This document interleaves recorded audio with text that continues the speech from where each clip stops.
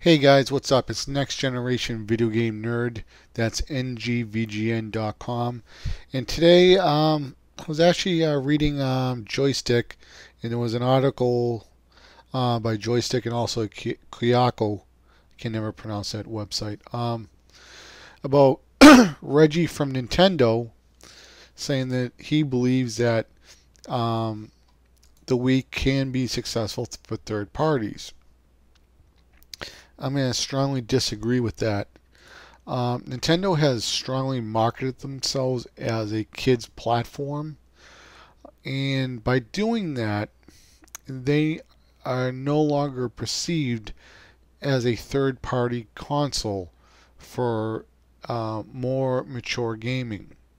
They're perceived as Mario, Pokemon, and Zelda. Not that any of those games are bad, but that's what people look at them for. And that's the way I believe Nintendo wants to be perceived. Because if they were perceived as the same as Xbox and PS3 um, for third party content, and if they ever had another console that was trying to go strong with third party support, and that console was a flop, so wouldn't their system be a flop. So I kind of think it's a benefit from their point of view of marketing and making money to not really support third party titles. If you know, if the only place you can go to get a Zelda game is Nintendo, you're gonna buy Nintendo. You want a Mario, you're gonna buy Nintendo, or Pokemon or whatever these titles are. So they are not just a console maker, Nintendo.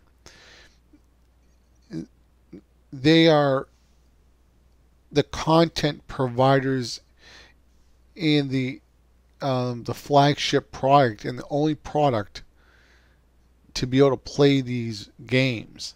It's not like when you have a PS3 and an Xbox and you want to play Call of Duty and you have a choice. Where do you go? Oh, I want to play Mirror's Edge. Where do I go? Rock Band. Which one do I go? Even though Rock Band's on Wii, but you get the point. Xbox and PS3, they compete a lot on third parties. People will be like, well, what game's over here? Which system does it look better? And people go back and forth and try to decide. Don't get me wrong. There's still, people still look at the first party titles like Halo and Killzone and all those types of titles. But really, those two consoles, even if you get an Xbox or PS3, you're still going to play 80% of the titles that are on the other system anyway.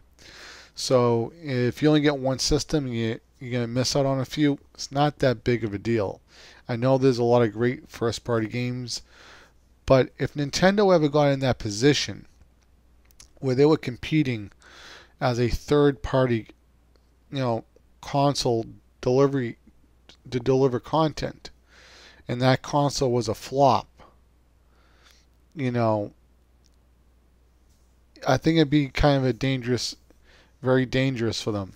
I remember back on Super Nintendo and even the 8-bit Nintendo, they were very successful third-party software, and especially on the Super Nintendo. I mean, that was probably my favorite system of all time. And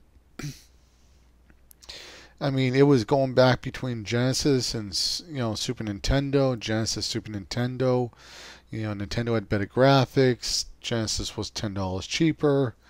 Genesis had Blood and Mortal Kombat, the first one, and they were battling it out between, the third-party titles. Who got Street Fighter? Genesis was hurting a little bit because they didn't have Street Fighter. So it's one of the reasons why Nintendo didn't go out of business because of Street Fighter, because they waited 2 years on their console at the time. But um, if you don't market yourself right, and you could seriously go out of business. And you gotta look at Nintendo. That's all they do now is make a home console and a handheld. They're not like Microsoft where they have an operating system to sell. I know Microsoft sells a lot of other things, software, keyboards or whatever. Sony televisions, Blu-ray players, DVD players, camcorders. You can pretty much name it. I mean, these companies have other things to fall back on if their game consoles don't do that well.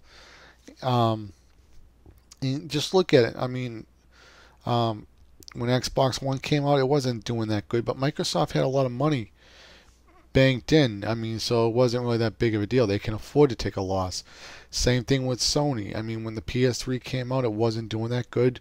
Most people weren't willing to spend $600 on a console, but you look at PS3 now and it's doing very well. I just believe that Nintendo does not want to play the marketing game, and if they ever go back to really supporting third-party titles, and even if they are successful, and even if they are number one console at the time, the next generation after that generation where they're successful is where they're going to have to really play their cards right, and they're going to have to come out maybe, if not first, but a really strong second. But if they come out third, they're going to be in a whole bunch of crap. Because what's going to happen is there's going to be a lot of other kids. They'll be like, well, do I get this system or that system? As long as they're locked into Zelda and Mario and Pokemon and those kids games, and the Wii Fits and the Wii Bowling and Wii Sports and all that stuff, they have a market that nobody else will probably touch, because they love. It's like they're like Disney. People love Disney because of Mickey Mouse and Donald Duck, and that's what Nintendo is. So what Nintendo, I mean, I would like to see them, supporting more third-party titles. I mean, I think Reggie is a little bit of a sellout when he's like, well, I believe it could be successful. Why does he go on? Why does he go on? Come out in the media and says, hey guys, buy this game. I mean, he did it for Elite Beat Agents. He doesn't. I mean, Nintendo doesn't go on YouTube. There's no podcasting or anything or whatever from Nintendo. I mean, why does he get off? I mean, honestly, why doesn't he get off his ass and tell people how good these games are?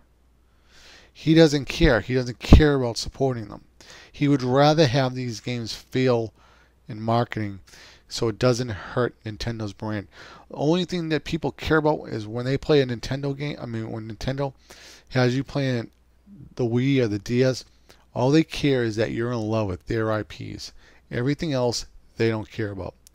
So, I mean, there's a lot of things he could do. I mean, he could go on a few podcasts. I mean, they could be a Nintendo commercial paid by Nintendo, maybe even if it was paid by partially by third party developers. Look at Sega. They made Mad World. They made House of the Dead. They made The Conduit. EA made Dead Space. SSX. I mean, they could make a commercial with all these great third-party titles, but they don't. When Nintendo puts out a commercial, it's only for their titles. Back in the heyday of Super Nintendo and Genesis, even Sega made a commercial where it was like, "Hey, we're $10 cheaper than Super Nintendo titles. Look at Street Fighter, Mortal Kombat, and all these other games, $10 cheaper." And Sega used the third-party games to promote their own console. That's something that Nintendo's not doing, and it's kind of sad. I mean,